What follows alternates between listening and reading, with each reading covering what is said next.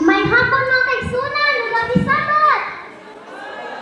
Malipayon ang mapasalamatan kita nining matahong ng kahaponon tungod kay iya kita giantingan o gipanalangin.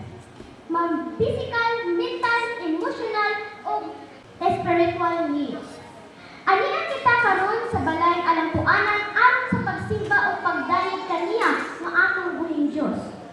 Salamat kaayo sa kahigayunan nga among mapakita among mga talento. Ang akong wali naguluhan o preparing children in faith for eternity. But before that, let us pray first. Ito ko ang mga unang makikita. Lord in heaven, thank you for this wonderful Sabbath day. Open our minds, our hearts to understand your message this afternoon. May your holy presence will be with us always and forever. In Jesus' name we pray, amen. Usab kini kadakong hagit alang sa mga ginikanan sa pag-andam sa ilang mga kabataan nga magtubo sa ilang kasing-kasing o guna-guna ni Jesus. Ang dakong pagtuo sa atong Diyos maghatod kanato kanila sa kinabuhing walay katapusan.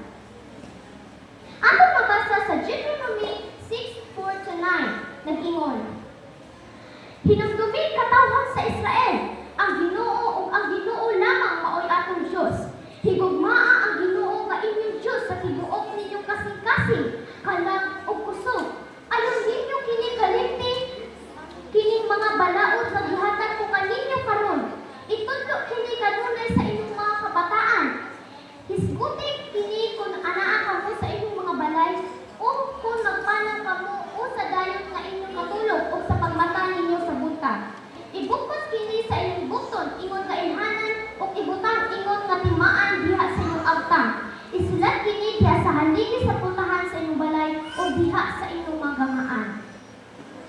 O mao kini, parents, this is your job. Ang pagtudlo sa atong mga kabataan nga makabaton ug makasulod sa ilang kasing-kasing o hunahuna. Itudlo sila diha sa inyong pulianan o bisan asang lugar o kauban ang tibuok mong pamilya.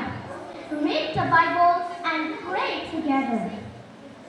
Sa Savior nag-ingon, when you walk by the way and when you lie down and when you rise up.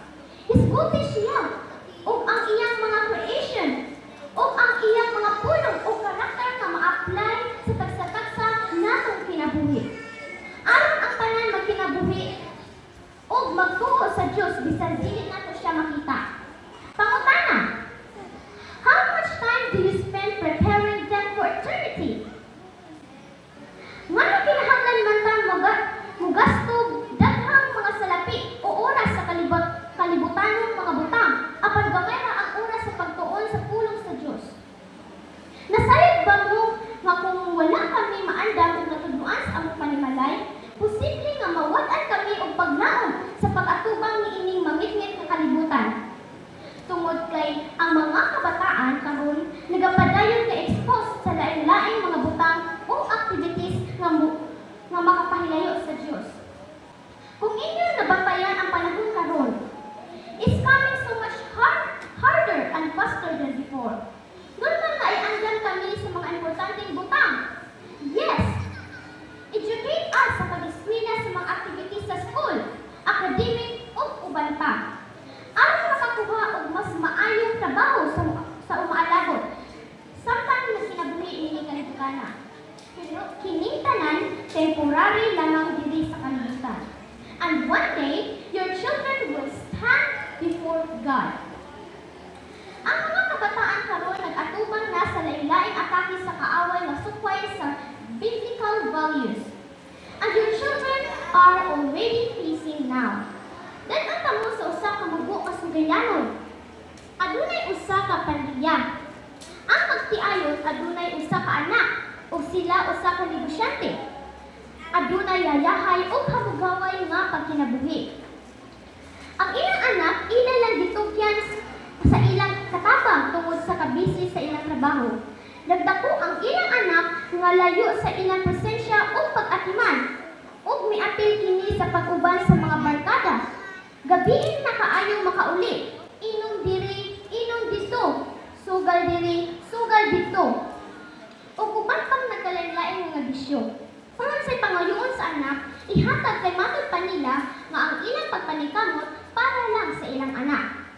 Niabot ang adlaw nga nakabuhat og dakong krimen ang ilang anak ug napriso ang ilang nagtinusarang anak.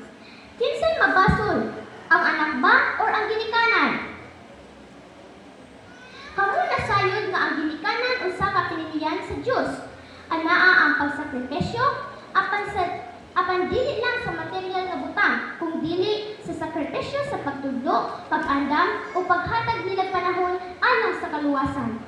In the book of Daniel, gidahalahan ni Haring Nabucodonosor sa Babylonia ang mga kabatanunan o gipaatiman sa opisyalis nga si Espinas. Ang mga batanon sa Israel mao si Daniel, nga ginganlan niya Belteshazzar, si Ananias ginganlan Sadrach, si Mishael ginganlan Misa, o si Azarias ginganlan og Abednego. Gitudluan sila sa pagbasa pagsulat sa pinulungan sa mga taga-Babylonia. Kinahanglan mukaon usab sila pagkaon sa hari ug moinom sa bino. Mga pagkaon nga wala gitugot sa Dios alang sa iyang katawhan.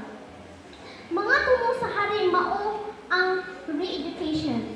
Ang king goals was to have a loyal puppet. Apan kani ba nga edukasyon makapahulog kanila sa pag-alagad sa tinuod nga Dios? Wala. Tungod kay determinado sila sa pagtuman sa Dios, bisan unsa pa ang may tabo, ug sila nagtuo nga ang Dios muluwas kanila tungod kay nagdako sila nga naandam ng daan alang sa walabot. Now, it is a modern day brainwashing.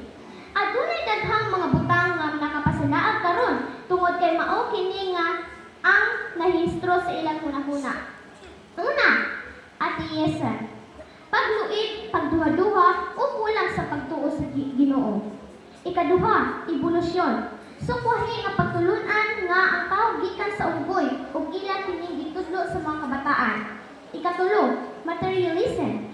Anaa diha ang mga butang labi na ang gadgets, mga cellphone o uban pa nga makadaot sa mga kabataan, labi na kung walay pagsubaybay sa ginikanan. Sa mga kabataan usab, ang sugo nga adunay saad makita sa Ephesians 6:1-3. Children, obey your parents in the Lord, for this is right. Honor thy father and mother, which is the first commandment with promise, that it may be well with thee and thou mayest live long on the earth. Sa mga kabataan, kinahanglan nga tahuhon o gigugmaon nato ang atong mga ginikanan. Labi na ang atong ate, kuya, tito, tita, ug lolo, ug lola ug uban pang mga magwang nato. Ayaw huna-hunaa nga wala kanila gipangka og gihigugma tungod kay bunalan ka o nakasab-an ka. Igod lang silang nagdisiplina ka nato. Og timay nga ang sugod sa Dios adunay saad nga kita mabulahan ug motaas ang atong kinabuhi dinhi sa kalibutan. Sila nag-andam ka nato alang sa umalabot nga kaluwasan. Ang tagsa-tagsa ka nato kinahanglan adunay maayong relasyon, ginikanan ug anak. Ang panahon na duol na, mao kini ang pahinumdum sa mga ginikanan. Kung si Kristo makasulod sa kasing-kasing o hunahuna sa inyong mga anak, ang maayong pamatasan ug maayong buhat magatubo usab sila kasing-kasing o hunahuna. Busa, sugod karon. Parents, commit yourself to redouble your efforts to prepare your children in faith for eternity. Proverbs 22:6 nag-ingon, tudluhi ang bata kung unsaon niya pagkinabuhi o hinumduman niya kini sa tibuok niyang kinabuhi. O ang Diyos magapanalangin kanatong tanan.